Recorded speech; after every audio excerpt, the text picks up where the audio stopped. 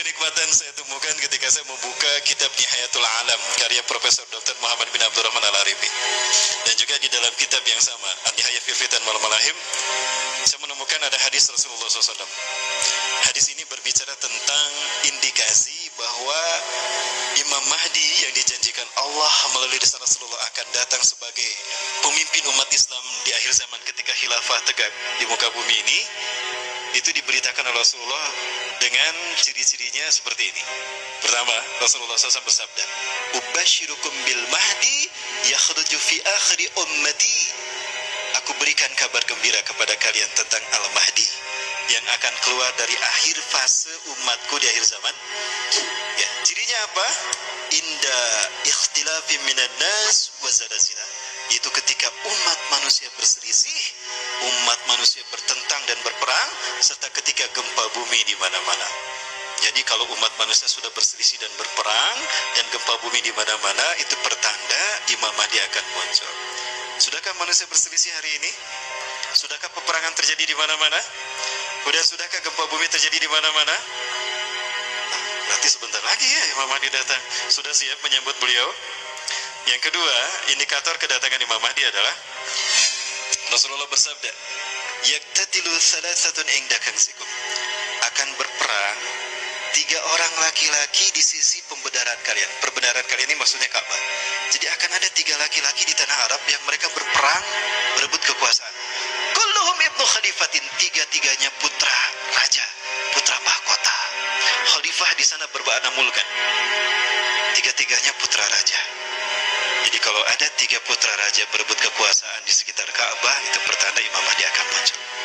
Kemudian 3 orang laki-laki yang putra mahkota tadi berebut kekuasaan tidak berhasil, kata Rasulullah. Tsumma la yasiru ila wahidin minhum, tapi kekuasaan tidak berhasil mereka dapatkan oleh salah satu dari mereka, satu pun tidak berhasil. Hatta tatlu'a rayatul sudun min qibali masik, sampai muncul panji hitam dari arah timur.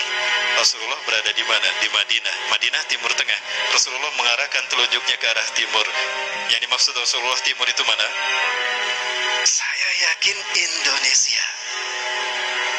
Dan negara Islam terbesar penduduknya Muslim di mana? Indonesia. Artinya, ciri kalau Imam Mahdi akan muncul apabila panji hitam berkibar di tanah merah putih. Sudahkah berkibar? Sebentar para sekalian, apakah ini yang Rasul maksudkan? 3 putra mahkota mereka berebut kekuasaan. Sudah ada tidak? Sudah ada. 1 Muhammad bin Salman, kedua Khalid bin Farhan, ketiga Muhammad bin Nayef. 3 ini adalah 3 putra mahkota yang sedang berebut kekuasaan. Ya, apakah Raja Salman akan terbunuh? Pernah ada percobaan pembunuhan pada Raja Salman, tapi tidak berhasil. Pelurunya meleset, Raja Salman masih aman. Lalu beliau dilindungi dan dibawa ke bunker. Subhanallah, angin kebangkitan Islam itu terjadi sekarang dan kita menyaksikannya.